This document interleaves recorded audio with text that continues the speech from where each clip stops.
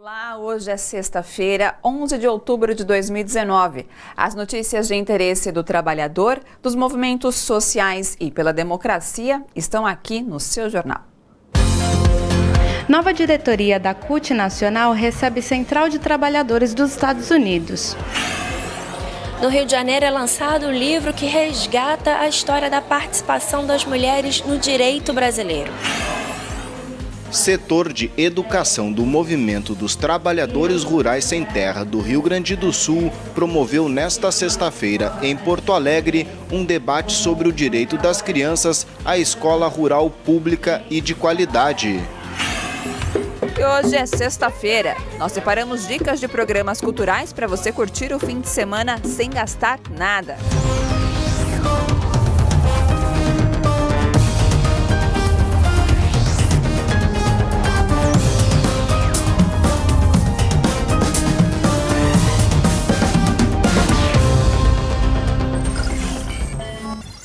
Nesta sexta-feira, o presidente da maior central sindical norte-americana participou de um encontro com a nova diretoria da CUT, a Central Única dos Trabalhadores, em São Paulo.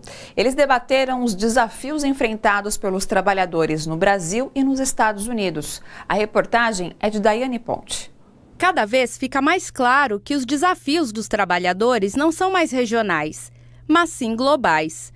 O processo de globalização promoveu uma integração mundial nos processos de produção, comércio e, consequentemente, das relações de trabalho. Nós vivemos numa economia, cada vez mais integrada.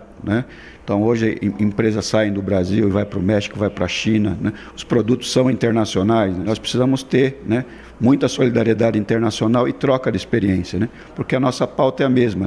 O desafio de regulamentar essas coisas no Brasil também é um desafio nos Estados Unidos, no Canadá. A Central Única dos Trabalhadores, agora com um novo presidente, promoveu hoje um encontro em São Paulo com o presidente da Federação Americana do Trabalho e Congresso de Organizações Industriais, Richard Trunka, para discutir esses desafios e o futuro dos trabalhadores de todas as Américas. The AFL-CIO has spent a year and a half studying the future of work and the future of unions. We've partnered with a number of major universities, experts from around the world.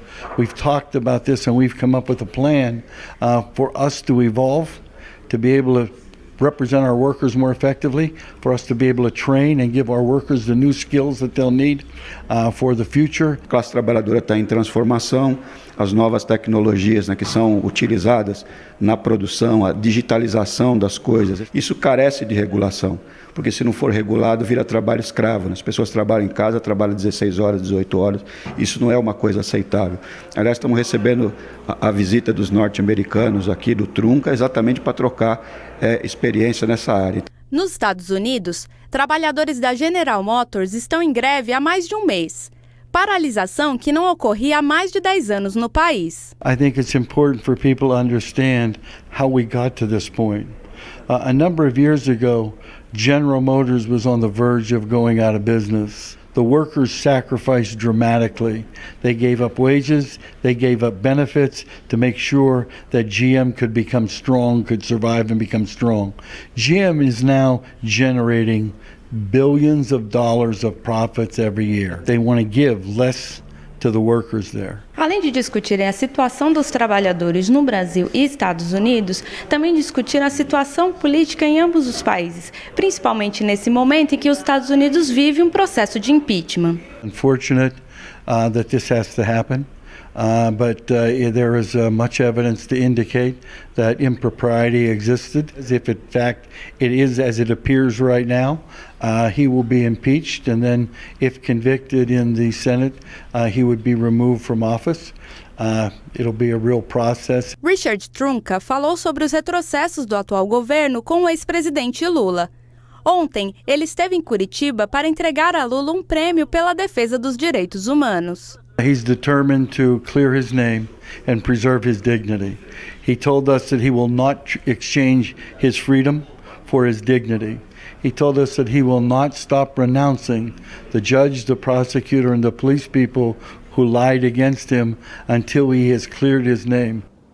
Ações em solidariedade aos sindicatos brasileiros foram deliberadas durante o 24º Congresso do IG Metall, Sindicato dos Metalúrgicos da Alemanha, recém-encerrado na cidade de Nuremberg. Em documento divulgado ao final do encontro, os trabalhadores alemães anunciam que pressionarão o governo Bolsonaro para que abandone políticas antiambientais e desumanas. Revelam ainda que fortalecerão o papel dos parceiros sindicais no Brasil e intensificarão a troca de informações e o intercâmbio de experiências e participarão da campanha mundial Lula Livre em favor da libertação do ex-presidente. Metalúrgicos e metalúrgicas do ABC estão mobilizados na luta por direitos e avanços na campanha salarial da categoria. Os trabalhadores têm encontrado resistência nas negociações com os patrões que querem rebaixar o piso salarial e retirar cláusulas sociais garantidas em outros anos. Acompanhe na reportagem de Jomiag. A dificuldade desse ano ela é superior à dos outros anos, porque a parte patronal está com a reforma trabalhista debaixo do braço, alegando o fim da ultratividade, o que dificulta mais ainda o embate na negociação. Eles têm batido muito nessa questão. O que eles têm atacado principalmente é a questão do piso salarial, alegando que com o congelamento ou fim do piso salarial é possível se gerar mais emprego no país. E, do nosso lado, o que a gente entende é que não é a questão do piso salarial que vai gerar mais emprego, mas sim investimentos do governo no setor da indústria. E é isso que eles não estão entendendo e a gente está com dificuldade de avançar nesse sentido. Além do piso, da redução do piso ou do congelamento do piso, eles estão também batendo que não podem dar aumento real. E que para nós não vinga uma negociação apenas com o INPC. O INPC está muito aquém das nossas expectativas, das expectativas dos trabalhadores. As principais reivindicações são nos grupos que ainda não têm convenção coletiva assinada, a convenção coletiva garantindo todas as cláusulas sociais e a reposição integral da inflação mais aumento real de salário. Os trabalhadores estão mobilizados para a gente fazer a luta que for preciso fazer, que nós mobilizamos em muitas empresas, e nós não vamos aceitar que seja simplesmente o INPC aquilo que um ou outro grupo coloca, né? Nós queremos muito mais que isso, que quando falo muito mais que isso, é valorizando muito a ideia do momento que nós vivemos, que se faz muito necessário a assinatura de uma convenção coletiva que garanta aos trabalhadores as cláusulas sociais que lá já estão contidas, fruto de muitas lutas que foram feitas pelo conjunto de trabalhadores e trabalhadoras. O cantor e compositor Nando Reis é o convidado de hoje de Luiz Thunderbird no Music Thunder Vision. É mais tarde, às 10 horas, aqui na TVT e no youtube.com/RedeTVT. O violão é o meu instrumento, mas nos Titãs eu era contrabaixista, embora concomitantemente tudo que compus no período dos Titãs tenha sido feito no violão. Quando eu saí dos Titãs para montar a minha banda, depois eu batizei de Infernais. Sim. O contrabaixo ele te induz a ficar muito próximo da bateria, e naquele lugar, embora eu estivesse desenvolvendo uma extraordinária capacidade de tocar e cantar, que é difícil. Tá. O livro Tecendo Fios das Críticas Feministas ao Direito no Brasil é fruto dos esforços do consórcio Lei Maria da Penha pelo enfrentamento a todas as formas de violência de gênero contra as mulheres. A repórter Viviane Nascimento acompanhou o lançamento do livro no Rio de Janeiro. O direito brasileiro sob a ótica feminina e a construção das mulheres para torná-lo mais democrático. Uma mudança que veio sobretudo com os movimentos feministas da década de 1970. A gente percebe também como as mulheres, particularmente a partir da década de 70, passaram a ter um papel muito importante na elaboração de um direito democrático com a perspectiva de gênero. A gente percebe que as nossas leis, particularmente o Código Civil, eram extremamente patriarcais, com a autoridade do marido sobre a mulher, a exigência da virgindade da mulher, enfim, um controle sobre o corpo e sobre os direitos das mulheres.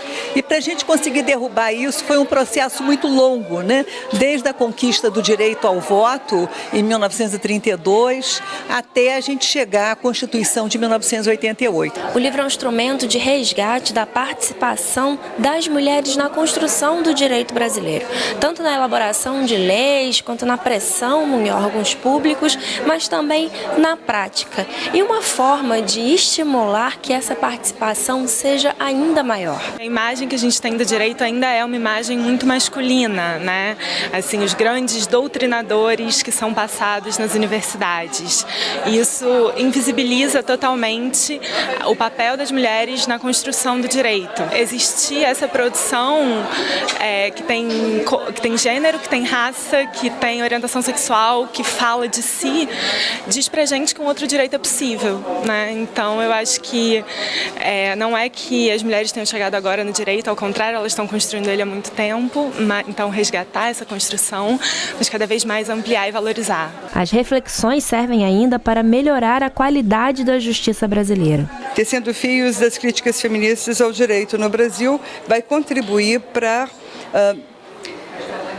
trazer um direito novo, né? Um direito que corresponda também a esse sujeito que está em processo de emancipação permanente, que é a mulher. As participantes do livro escreveram, por exemplo, a Lei Maria da Penha e agora se dedicam, entre outras coisas, a monitorar sua aplicação e tentativas de deturpação, uma preocupação que cresceu no atual governo. Nós vemos que há todo um discurso que retoma a questão do patriarcado, do lugar da mulher só na família, na obediência da mulher ao marido, e claro que isso vai incentivar, né? Mesmo que a lei não mude, isso vai incentivar uma série de comportamentos, né?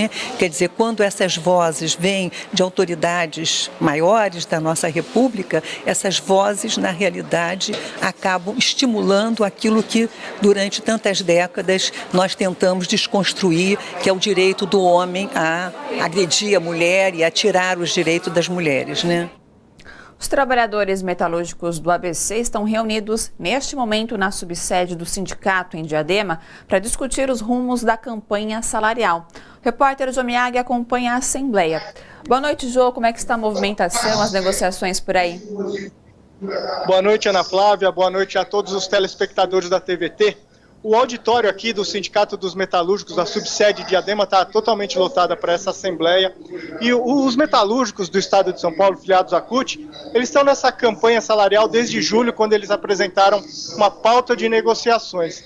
E aqui na Assembleia, então, eles vão discutir se aceitam as propostas patronais, quais foram elas, né? Ou se vão até dar um aviso de greve. A gente está aqui com o Luizão, que é presidente da Federação Estadual dos Metalúrgicos da CUT. Luizão, esse ano realmente está mais difícil, o patronato está mais complicado de negociar? Boa noite. Certamente bem mais difícil, né? Nesta negociação sofre-se diretamente os efeitos do final da ultratividade, então em alguns casos nós temos que começar a negociação do zero, e esse ambiente em não tendo a ultratividade também permite que, por exemplo, nós tenhamos que ouvir na mesa que o melhor seria não ter acordo, não ter convenção coletiva, porque aí o piso sairia de cena e nós poderíamos praticar o salário mínimo. Então, esse ano, de fato, a negociação está bem mais difícil. Luizão, para quem não entende o que é ultratividade, explica para a gente. A ultratividade era uma regra entendida pelo judiciário brasileiro, que quando cessa um acordo ou uma convenção, fica valendo a última regra assinada até que se chegue a um novo entendimento. Com o final da ultratividade, isso acaba. Todas as conquistas que você teve deixa de valer e passa a valer somente aquilo que a lei diz. Por exemplo, a estabilidade do trabalhador lesionado ou vítima de acidente de trabalho, que hoje é muito maior nas nossas convenções, passaria a ter somente o que a lei diz, que é 1 ano de estabilidade. Em relação à lei trabalhista, eles estão usando isso a favor deles para retirar direitos, para baixar salário até? É ameaça o tempo inteiro, né? A reforma trabalhista permite isso através da ultratividade, a ameaça de carteira verde e amarela, onde você pode ter, na teoria, um trabalhador mais barato, isso é a visão do governo, prejudicam as negociações, o desemprego em alto prejudica, porque você tem uma pressão das pessoas para entrarem no mercado de trabalho, então eles dizem que contrata mais barato, que não precisa ter aumento, então todo esse ambiente dificulta a negociação. Luizão, claro, a Assembleia começou agora há pouquinho, mas o que pode se esperar dessa Assembleia? É possível até que se decrete uma greve? Olha, nós temos propostas feitas pelos grupos patronais que vamos apresentar daqui a pouco para submeter à avaliação dos trabalhadores. Uma proposta nós achamos que é interessante, as demais não são atrativas, mas nós vamos ouvir aquilo que é a vontade dos trabalhadores. Em havendo rejeições, nenhuma possibilidade está descartada, mas é importante lembrar que esta Assembleia no ABC é uma das assembleias, né? Nós ainda teremos assembleias em Sorocaba, em Taubaté, em Pindamonhangaba, enfim, outras regiões do Estado, mas não está descartada a possibilidade de greve, se as propostas forem reprovadas, e se eventualmente uma ou outra proposta for atrativa, também não está descartada a possibilidade de aprovação. Obrigado, Luizão. A gente falou então com o Luizão, que é presidente da Federação Estadual dos Metalúrgicos da CUT. Com você, Ana Flávia. Obrigada, Gê, pelas informações e ao Luizão pela entrevista. Bom, daqui a pouco, agrotóxicos, trabalhadores contaminados e pobreza. Um ciclo que contamina a dignidade. O seu jornal volta já.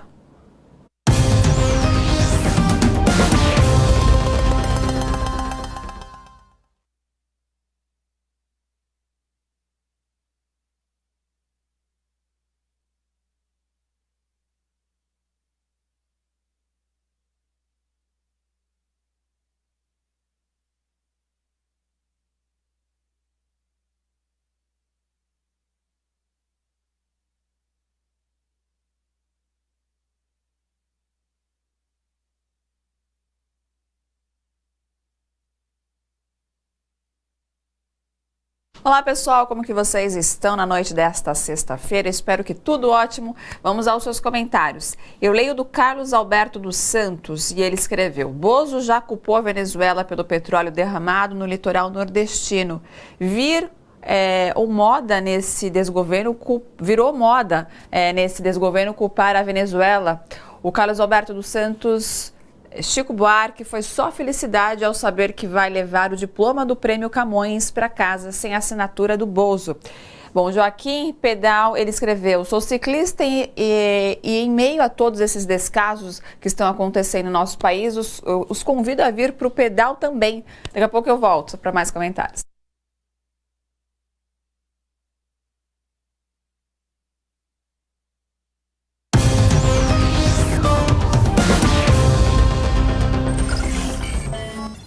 Relatório da Oxfam Brasil aponta que condições de trabalhadores do campo que vivem em constante ameaça de contaminação por agrotóxicos trabalham muitas vezes sem as condições básicas necessárias e estão presos a um ciclo de pobreza. A reportagem é de João Miyagi.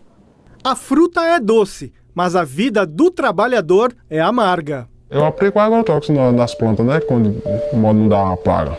Aí isso o veneno dá mole, a pessoa toda mesmo. Mas tem que ir aplicando. Quando a gente termina de aplicar, não tem onde a gente lavar as mãos, tomar um banho. O banheiro, se você quiser, é o mato. Não tem refeitório. Lá, a gente come no meio do tempo. Embaixo do pé de pau, dentro da casa de bomba, junto com os produtos químicos lá, adubo, venenos. Uma pesquisa realizada pela Oxfam Brasil mostra que no Nordeste, quem trabalha por safra na produção do melão, uva e manga está entre os 20% mais pobres do Brasil. Muitos outros problemas foram encontrados. O que a gente achou até em grandes empresas produtoras que são certificadas foram ainda condições muito ruins, não generalizadas, mas significativas. Então, muita contaminação por agrotóxico, falta de equipamento de proteção, falta de banheiro, falta de refeitório, né, trabalhadores sem poder se organizar, sem ter voz. Então foram condições que não eram esperadas numa cadeia como a cadeia da fruticultura do Nordeste. A fruticultura gera cerca de 40 bilhões de reais por ano e é celebrada como sendo uma cadeia produtiva moderna e geradora de 88 mil empregos. Mas essa força toda não se reflete nos salários e condições de trabalho. Em média, o safrista que trabalhou por 6 meses no ano recebeu entre R$ 591 e R$ 688 reais mensais, segundo cálculos do DIEESE, Departamento Intersindical de Estatística e Estudos Socioeconômicos. Esse trabalho, esse de 6 meses, essa remuneração por 6 meses tem que durar para 12 meses. Então essa instabilidade, essa insegurança no emprego é uma questão importante que tem que ser analisada. Ao contrário dos trabalhadores da fruticultura do sul e sudeste do Brasil, que podem procurar diferentes safras para trabalhar, os nordestinos não têm outras opções. Todo mundo ali está muito fragilizado e muito precarizado. E por isso tem medo de se organizar e lutar pelos seus direitos. E acaba sendo sujeitado a condições piores ainda. Fora da safra, é muito difícil conseguir uma colocação. Então, eles trabalham nesse período da safra e muitas vezes ficam aguardando a próxima safra só no ano seguinte para ter uma outra remuneração fixa. E até lá tem que sobreviver, fazendo bico, fazendo o que conseguir. Não tem uma humilhação, né? Trabalha para dar lucro para eles e eles não vê as condições da pessoa. Aí, como é que uma empresa que exporta fruta para fora do país não tem condições de dar uma melhoria para o trabalhador? A Oxfam Brasil não defende o boicote como solução, mas espera que os consumidores pressionem os supermercados e estes, por sua vez, cobrem providências dos produtores. A gente está fazendo um abaixo-assinado, mas a gente acha que também os consumidores eles têm sua voz e eles podem tanto procurar a Oxfam para expressar o que eles pensam e comunicarem isso aos supermercados, mas podem falar diretamente aos supermercados. A gente vive hoje na era das redes sociais. Hoje está fácil de uma empresa ser pressionada pelo consumidor e que o consumidor demonstre para essa empresa qual que é a preocupação dele. O Ministério Público Federal do Pará denunciou casos de tortura praticado por agentes penitenciários do Estado. Os relatos incluem agressões sexuais, superlotação de celas com presos tuberculosos, falta de acesso à higiene e humilhações recorrentes. De acordo com a reportagem do jornal O Globo, mulheres que estavam menstruadas foram obrigadas a sentar sobre um formigueiro. As denúncias partiram de mães e parentes de presos, OAB Paraense, entidades de direitos humanos e o Mecanismo Nacional de Combate à Tortura do Ministério da Mulher, Família e Direitos Humanos. O sistema penitenciário do Pará está sob intervenção federal desde o dia 30 de julho, após uma rebelião causar o massacre de 62 detentos.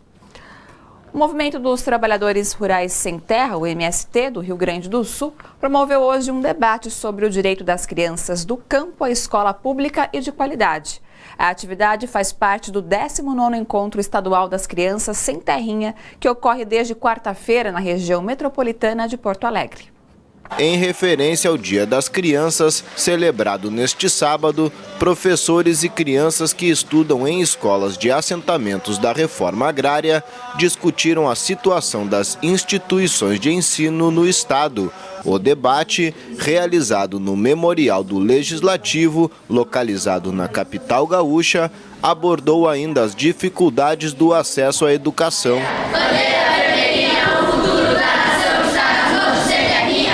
Então, nós temos escolas no campo, que são escolas dentro dos assentamentos, que sofrem com a precariedade da educação pública, né? Do contexto que a educação pública vem sofrendo no nosso país.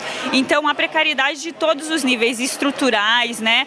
O que as crianças hoje trouxeram muito aqui foi um relato da vivência delas, principalmente da precariedade das estradas, né? Então, eles vieram trazer um pouco essa realidade para o ato. Porque nossa escola tem as estradas já estão ruins, nossos tetos estão quebrados, os fios da internet, nada está pegando. Por isso que nós estamos aqui para lutar. Eu acho que podia melhorar, porque quando estraga, a gente vai numa van muito pequena, daí todo mundo se aperta. O encontro contou com a participação da professora Zóia Prestes, filha de Luiz Carlos Prestes, que foi líder do movimento conhecido como Coluna Prestes. Quando as crianças trazem as reivindicações, inclusive, de acesso à escola, de acesso à educação de qualidade, elas mostram como elas estão herdando a luta, né, dos seus pais, dos seus avós, pelo conhecimento, pelo acesso a tudo, né, que a gente produz na humanidade em termos de cultura. O Rio Grande do Sul conta atualmente com 80 escolas municipais e 40 estaduais em assentamentos do MST. Destas, o governo do estado pretende fechar 14. Durante o evento, os Sem Terrinha entregaram um documento para as autoridades presentes, pedindo apoio para o fortalecimento da educação pública rural. A educação para jovens filhos e filhas de pequenos agricultores, de assentados lá no meio rural, é fundamental uma escola. E essas escolas do campo, que foram construídas às duras penas, que foram tão importantes no futuro, eu sou filho dessa caminhada, dessa formação da escola do campo, e tem agora essa tentativa de fechamento, de desvalorização, de inviabilizar esses locais. É uma vergonha a forma como esse governo é incompetente para fazer qualquer conserto, qualquer melhoria, qualquer obra nas escolas. Mas então a pauta, já combinei aqui com as lideranças, com o deputado Edgar, vamos abrir uma pauta, uma audiência pública sobre as escolas dos assentamentos, para a gente chamar a SEDUC, chamar os responsáveis, Ministério Público e construir encaminhamento. Essa gurizada merece. O Congresso Nacional aprovou o texto base da Lei de Diretrizes Orçamentárias de 2020. Um dos pontos que levantam polêmica é o reajuste do salário mínimo para o ano que vem. A proposta é que o valor suba dos atuais R$ 998 para R$ 1.039, correção pela inflação e sem alta real. E para falar sobre esse assunto e outros que afetam diretamente o seu bolso, eu converso com o professor da Escola de ESE e Ciências do Trabalho, Fausto Augusto Júnior. Fausto, tudo bom com você? Boa noite. Boa noite. Então tá bom. Bom, Fausto, a gente sempre levou em conta que vigorou a política do aumento real do salário mínimo acima da inflação. Isso até esse ano. Mudou, houve essa mudança. Por que isso e como isso afeta os trabalhadores? Por que não continuar com a política antiga? O governo anterior tinha uma visão, o governo Lula e Dilma tinha uma visão clara de que a política de salário mínimo, ou seja, a elevação do patamar de salário mínimo, além de melhorar a vida média do povo que ganha menos, ele também era um impulsionador da economia em geral. E isso aconteceu, isso foi base de toda uma política de distribuição de renda, de melhoria de distribuição de renda. A partir do governo Temer, e principalmente depois agora com o governo Bolsonaro, essa já não é uma visão do governo. O governo não entende que o salário mínimo é importante para a melhoria econômica. A preocupação dele é a preocupação fiscal, ou seja, quanto que o governo vai gastar e em função disso nós não elevamos o salário mínimo. A elevação do salário mínimo prevista, que foi aprovada agora na LDO, né, ele basicamente garante a inflação, isso porque está na Constituição a obrigação desse reajuste, algo que, por exemplo, se pensava pelo governo Bolsonaro em tirar da Constituição com a reforma da Previdência, que os movimentos conseguiram derrubar dentro do Congresso Nacional.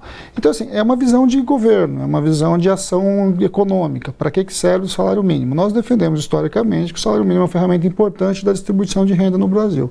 O atual governo entende que é mais um gasto. Sendo que é mais um gasto, a gente vai conter o gasto o máximo que puder. Perfeito. Bom, e ainda nessa semana o IBGE também, ele divulgou que a inflação medida pelo IPCA, ele registrou uma queda de 0,04%, ou seja, foi uma deflação em setembro, o menor valor do mês desde 1998. O que significa essa deflação? O que isso significa? Deflação ou recessão? Bem, aí nós temos duas conversas. Uma remete ao próprio assunto anterior.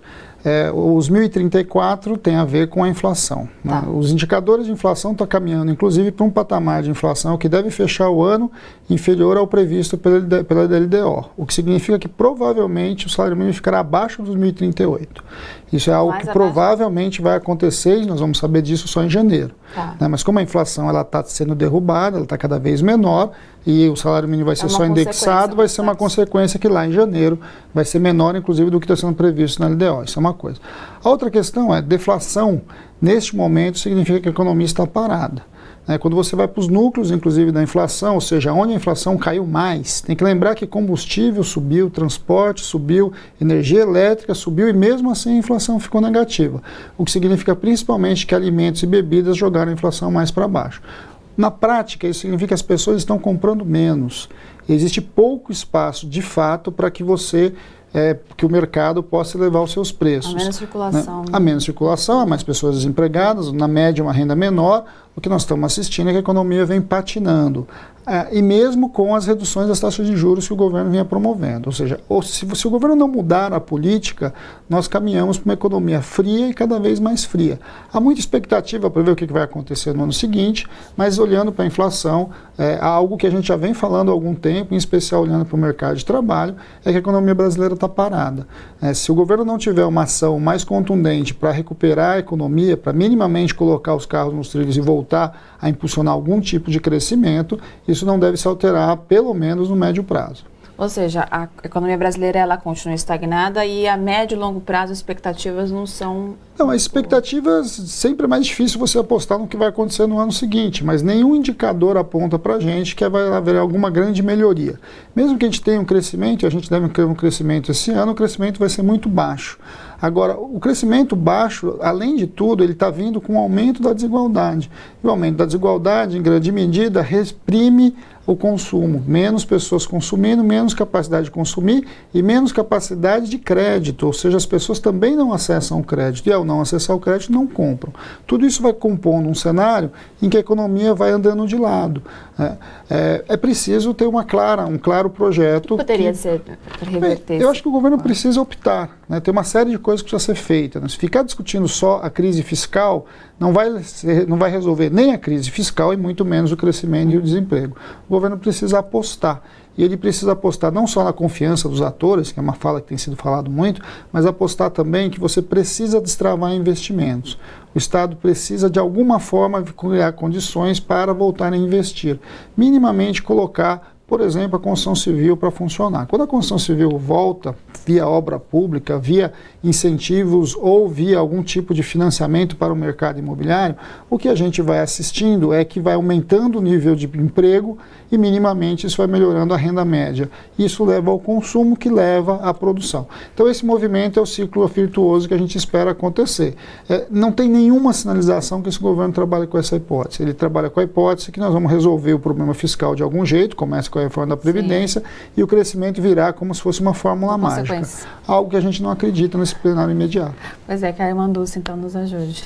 Vamos esperar. Obrigada, Gil Fausto, pela sua participação. Excelente sexta. Até a próxima. Até a próxima. Um papo sobre a vida, uma conversa franca sobre amor, respeito, educação e tantos outros temas que você discute em casa, no trabalho, na escola, com os amigos. Tudo isso puxado por um cara que, se você ainda não ouviu falar, vale a pena e muito conhecer. Dá uma olhada.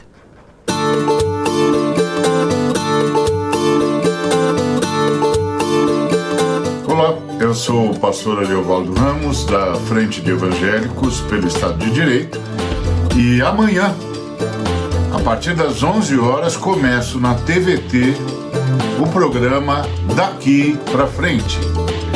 Quem quiser saber o que o Evangelho realmente fala sobre o que acontece aqui e no mundo, vai saber daqui pra frente. É amanhã, às 11 horas da manhã. E a cerimônia de canonização de Irmanduce está marcada para domingo no Vaticano, às 5 horas no horário local, que equivale às 10 horas em Brasília. O Brasil será representado por uma comitiva com mais de 20 parlamentares e dela fazem parte, entre outras autoridades, o presidente do Supremo, ministro Dias Toffoli, e o ex-presidente José Sarney. O desmatamento na Amazônia cresceu 96% em setembro, em comparação com o mesmo período do ano passado. Os dados são do Instituto Nacional de Pesquisas Espaciais, que dispara alertas de desmate na floresta para orientar ações do IBAMA. Hoje, o ministro do Meio Ambiente, Ricardo Salles, finalmente admitiu que o desmatamento na Amazônia é um problema real que precisa ser combatido. Gilmar Mendes afirma: processos conduzidos e julgados por Moro deverão ser anulados e voltar à fase de denúncia. Você acompanha esta e outras notícias no Minuto. O seu jornal volta já.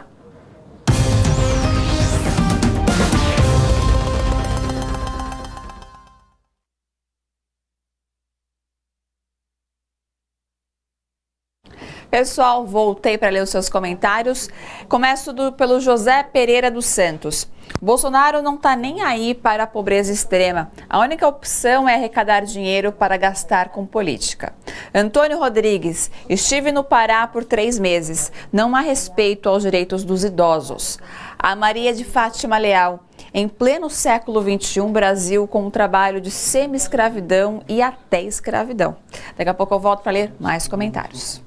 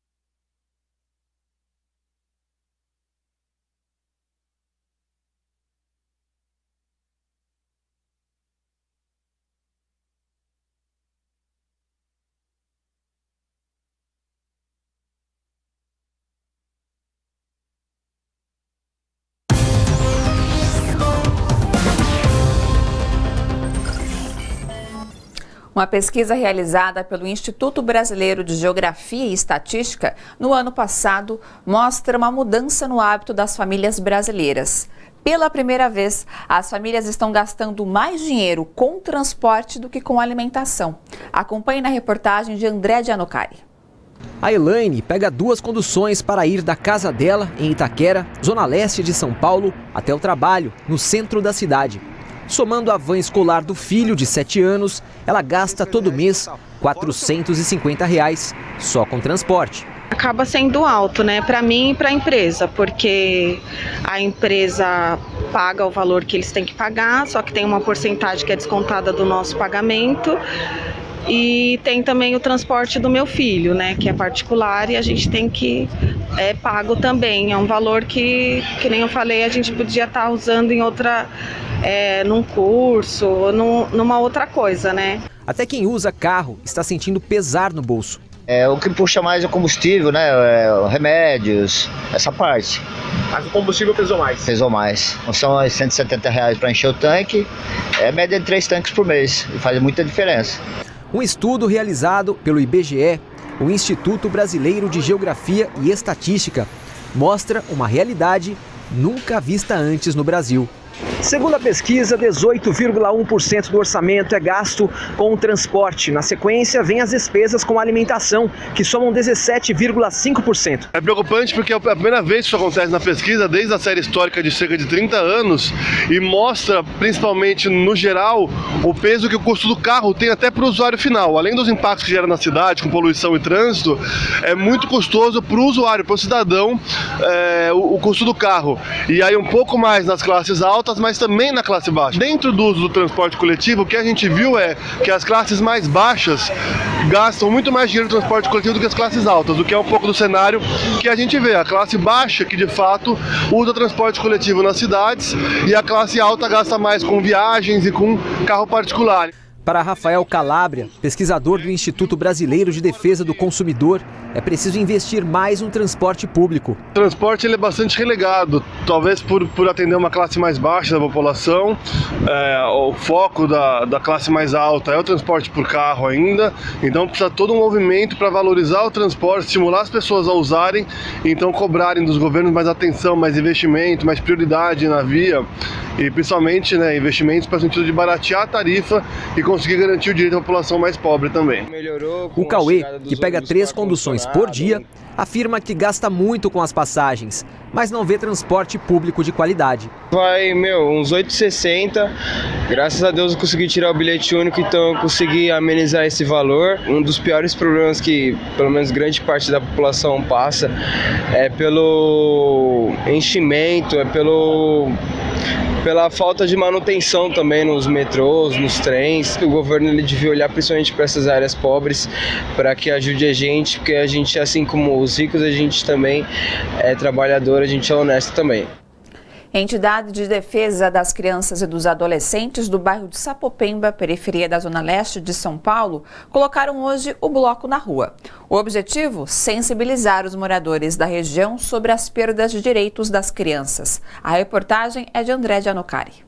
Desde 2012, o desfile Eureka Sapopemba leva alegria por onde passa, mas acima de tudo, conscientização aos paulistanos da Zona Leste. O Bloco Eureka ele vem para as ruas, a bandeira do Eureka é crianças e adolescentes, né? Então são os direitos das crianças e adolescentes. Então, indiferente do governo, quando estão violando os direitos das crianças e adolescentes, então o Eureka está protestando. Essa é a ideia central. O decreto do governo reduziu o número de conselheiros do CONANDA, o Conselho Nacional da Criança e do Adolescente. Além disso, modificou as regras do órgão para a escolha de representantes da sociedade civil. Luca, de apenas 8 anos de idade, está bem consciente de seus direitos e deveres. O que você está pedindo aqui nesse trajeto que vocês vão fazer na Sapopemba?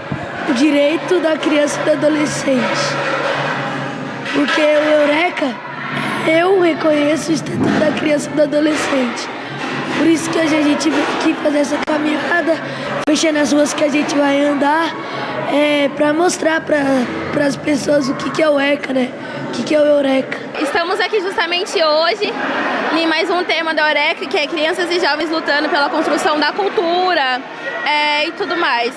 Como é que eu vejo o nosso presidente hoje tratando da cultura, nesse desmonte do CONANDA, que é o Conselho Nacional de Direitos Humanos da Criança e Adolescente, do CONDEP, que é o Conselho para Criança e Adolescente, esse desmonte todo, eu acho que não tem como ter uma visão positiva dele, sendo que ele está destruindo tudo de mais importante que a gente tem, que são os nossos direitos a tudo isso.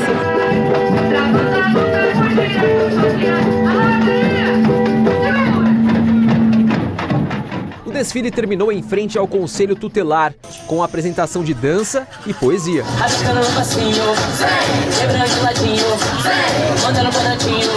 O som não pode parar. Espera que esse ato hoje aqui, nessa passeata, chame a atenção do presidente em relação a vocês pequenininhos. Claro, tem que chamar. Se não chamar, a gente faz de novo. Agora as atrações da agenda cultural em São Paulo e no ABC neste fim de semana. E o que é melhor, tudo de graça.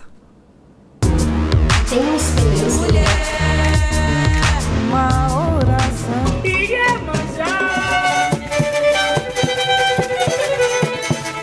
São muitas as atrações para crianças neste fim de semana dedicado a elas. O grupo Zumbi Boys mostra seu novo trabalho, Mané Boneco, feito de madeira, com pernas e braços articulados, movimentados por cordões. Neste domingo, ao meio-dia, o grupo participa do evento Breakibira, no Museu de Arte Moderna de São Paulo, localizado no Parque Ibirapuera.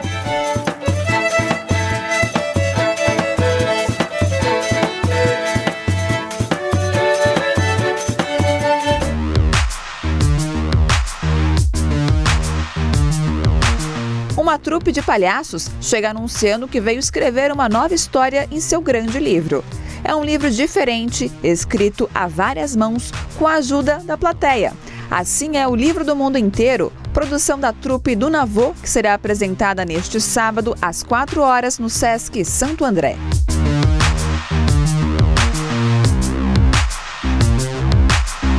Oh, minha gente, vem ver. Oh, minha gente, vem cá. No Sesc Parque Dom Pedro II, a atração é o Circo Sem Fronteiras, com os Palhaços Sem Fronteiras Brasil. É um espetáculo que já foi apresentado em campos de refugiados, alojamentos e ocupações no Brasil e em países como El Salvador, Colômbia e México. É neste domingo, às 4 da tarde. Eu tava na beira do rio, vem. Quantas belezas pra compartilhar, das flores que plantaste no teu jardim. Quantas belezas. Baque Bolado e Doralice se apresentam a partir das 3 horas deste sábado no Minhocão, em São Paulo. Vão encerrar a edição deste ano do Artistas de Rua, festival itinerante de música que circula por espaços públicos de todas as zonas da capital paulista.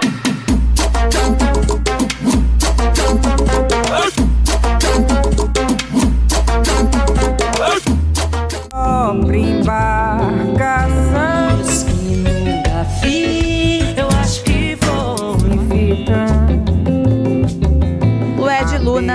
Mariana Aidar, Emanuele Araújo, Negrali, Ana Canhas, Márcia Castro e Zezé Mota se unem no Parque do Povo para celebrar a carreira do grande compositor Jorge Benjor.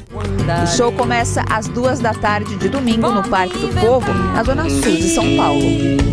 Beijos que nunca te dei, o amor que te neguei. Agora eu quero te dar e te fazer.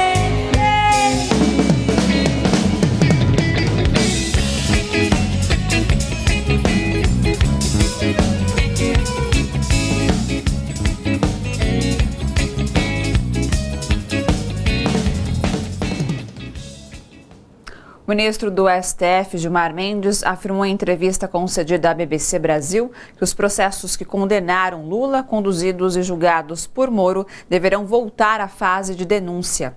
Na prática, isso anularia as condenações de Lula em 2 processos, o do triplex do Guarujá e do sítio de Atibaia. A ação sobre supostas ilegalidades envolvendo recursos para o Instituto Lula, que está prestes a receber sentença do juiz que substituiu Moro na 13ª Vara de Curitiba, Luiz Antônio Bonatti, também seria anulada. Gilmar Mendes disse, abre aspas, eu tenho a impressão que, pelo menos tal como está formulado o recurso, se for anulada a sentença, nós voltamos até a denúncia. Portanto, todos os atos por ele praticados no processo, inclusive o recebimento da denúncia, estão afetados pela nulidade. Será esse o veredito, fecha aspas.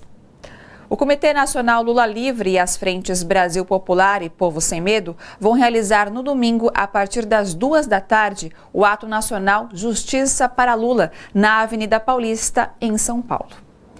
Confira agora fatos e imagens que marcaram a semana. Hoje, mais do que nunca, é necessário intensificar a luta para barrar o projeto destrutivo do governo de extrema-direita.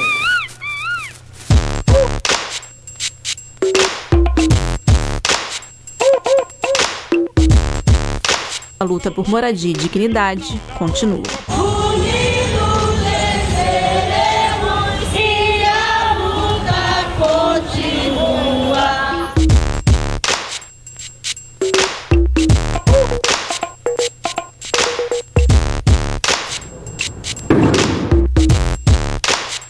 O juiz Sérgio Moro reincide no crime, ele é um criminoso reincidente, de passar informações sigilosas para o presidente da República.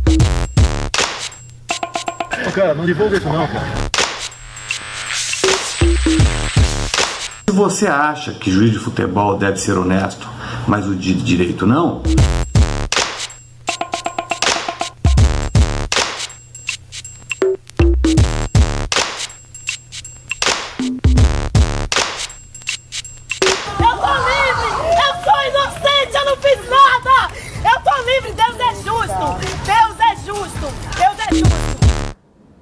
Para assistir às reportagens do seu jornal e também os outros conteúdos produzidos pela TVT, é só acessar o nosso portal.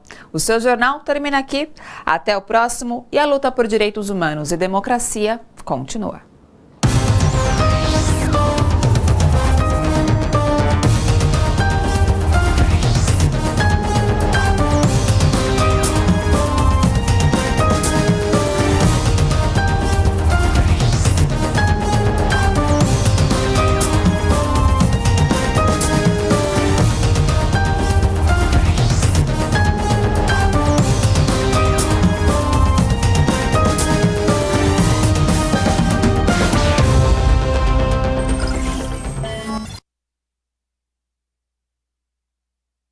Voltei para ler os últimos comentários desta sexta. O Marco Pelais escreveu: Lula livre, Moro fora. O Joel Bandeiras: o salário mínimo só vai ter o valor ideal no dia que político ganhar também um salário mínimo. Bom, agradeço a todos por comentar, por enviar os seus comentários, participarem, fazer companhia comigo aqui nesta sexta-feira. Um excelente final de semana para todo mundo, sábado e domingo. E não se esqueçam que na segunda nós temos um encontro marcado pontualmente às 7 da noite. Beijo grande, até lá!